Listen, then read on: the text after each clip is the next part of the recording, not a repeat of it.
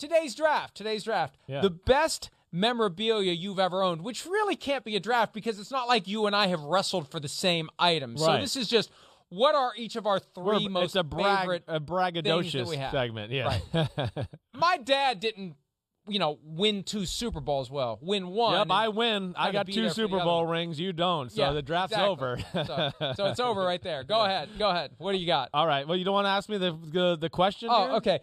Well, there's don't no know way this. You don't know the answer. I know, You I'm don't not know. sure. Who did Big Phil throw his first career touchdown to, and do you have that ball? No, I honestly, when I saw this, I was like, oh, man, this is one I might not actually know. And I'm going to say Ernest Gray. I don't know that. Ken Johnson. Week 5, 1979 Wow. at New Orleans. Running back Ken Johnson. But go ahead and take the first pick anyway, because we're not going to have any overlap. Okay, yeah, that's right. It doesn't matter. There's no must-have pick that I was squatting on, waiting for you to miss the question. Go Well, ahead. the coolest moment, one of the coolest moments of my life, and yeah, I've been very fortunate to be around some really great sports stars and stuff like that. But the takes the cake is the celebrity golf tournament, right? That goes on every year. NBC covers it out there in Nevada. Tahoe. Yeah, Lake Tahoe. I couldn't think of the damn lake. And back when my dad was playing football, we used to go out there every now and then. And one of the years we went out there, and I got to meet Michael Jordan.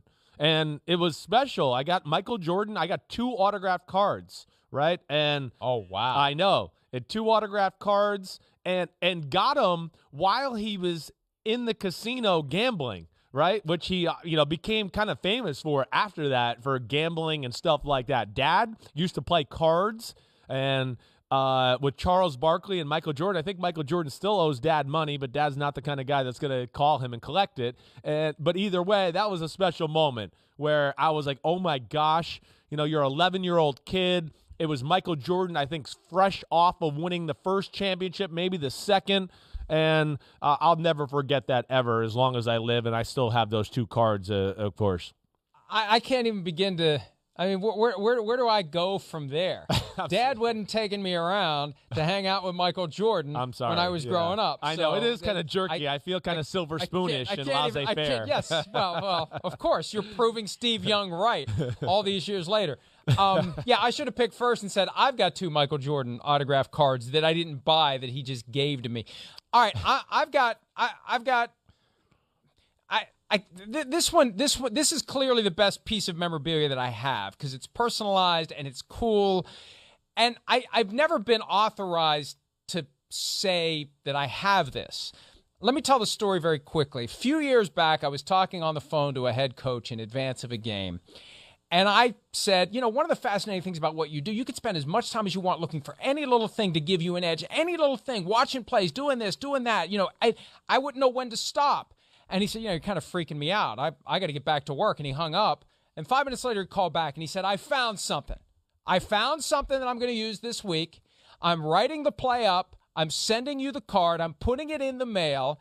And I'm going to use it during the game. And it's going to work. And I'm going to call you afterward, and I'm going to tell you it worked, and the play's going to come in the mail, and it all happened. That's amazing. It all happened exactly as he said, and I have the card in loose sight down in the barn. I hope the barn doesn't burn down. It's got the play call on the front, the name of the play. It was one of these that coach saw someone else do something, and either that's going to work against this defense, used it, and it worked, scored a touchdown, won the game.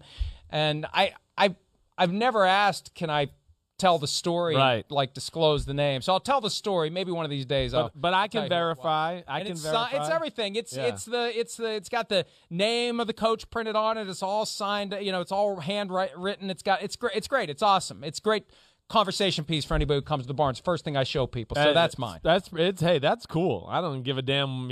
Whatever. Michael Jordan, whoever. That's damn cool. Right. And it happened against the Vikings. That's even better. That made it.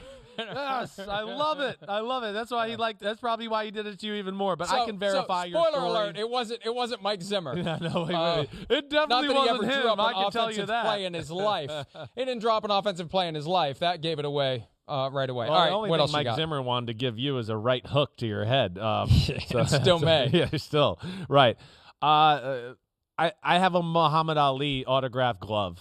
How's that number one? Not number one. Forget Mike. Sorry, Michael Jordan, but a Muhammad Ali autographed glove is going over and above because you can buy a Michael Jordan autographed card. Yeah, you can't. I think it's probably hard to find on eBay or Etsy an autographed Muhammad Ali glove. I didn't know which one to pick first, but you're right, and I am feeling more like a spoiled brat the farther we go on this draft here. Yeah. But yep, I didn't get to meet Muhammad Ali. This is something that was given to my father, really. So I'm not going to take full credit here. One was personalized to him, and then the other one was just his autograph, and I have the other one. And yeah, I mean, that's special. Muhammad Ali being from Louisville, I had someone that my dad knew, there was a common someone that knew my dad and Muhammad Ali, and he got it orchestrated. But yes, I mean, Michael Jordan, Muhammad Ali, it just doesn't get any bigger than that. So yeah, that was a pretty damn good one. Hey, I think Phil could have gone a couple rounds with Muhammad Ali. Oh yeah, the big effer, he could have hung in there and taken a few jabs to the head before Muhammad knocked him out. He could at least pull like a Tex Cobb and just take a beating for 15 rounds, and then nobody can never Simms go can down. Take a beating, that's for sure. We know that. All right, next one for me. This was one of the years we were at the Super Bowl, and we had the NBC Sports Radio show, and we had a helmet there, and we had people sign it all week, and I've got it down in my library. I gave a significant contribution to charity in order to secure the thing and bring it home.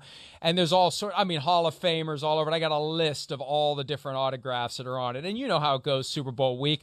All the ones there, but best story of all, it was 2016, so it was out in San Francisco in advance of Super Bowl 50. Jared Goff made the rounds that week along with Joey Bosa. They were entering the draft. And Jared Goff, obviously the first pick in the draft, he signed it. And my son was very concerned that Jared Goff's signature was on this helmet with all these Hall of Famers and Cedric. I said, why are you so concerned? He said, what if he sucks? So that's a fair concern. It's a fair assessment. If he just, maybe that's why I'm mad he didn't make that throw to Brandon Cooks in Super Bowl 53. My helmet becomes more valuable with the presence of Jared Goff's name on it, his autograph on it, if he actually becomes more than Jared Goff had been. All right, do we got to go to break, or are we doing the last one? One more minute. Let's go. Last one. It's like, so, I mean, I have a lot of obnoxious autographs. I almost don't even want to talk about it anymore because I feel like I do. Well, I mean, hey, from my dad, I mean, I have a helmet, of course. I got, I have his Super Bowl MVP watch that I wore on the pregame show last week. I'll say that. I mean, anything my dad, of course, the rings, he'd be willing to give me the ring right now, probably. He knows I'm going to share it with the rest of the family. So those are really special to me. But I do wear that watch, from time to time, because it was a proud day, January 25th, 1987. I think I've asked you this before. Between you and Matt, who gets the real Super Bowl ring? Well, I should get the first one since Matt wasn't even alive. So, and I was there, so I should get that one. He can have the second one, but of course we're family and we could share and we can find a way through it. All right, we got to go to break. I'll do my pick when we come back. The last item for me. And some may find this fascinating. I actually have a handwritten, signed thank you note from the commissioner of the National Football League, Roger Goodell. Wow. It was I lost you in there for a second. You said it was what was it that you signed? Handwritten, signed thank you note. Wow. What? The commissioner. Was he? We need to drug test him. Was there something wrong with him that day? What the hell was he doing? Influence of ayahuasca. He was on ayahuasca with Rogers. Ayahuasca. I don't know if the H is silent or not. Hi, I'm Mike Tirico, and thanks for watching. Make sure to hit subscribe for the latest news and highlights from NBC Sports.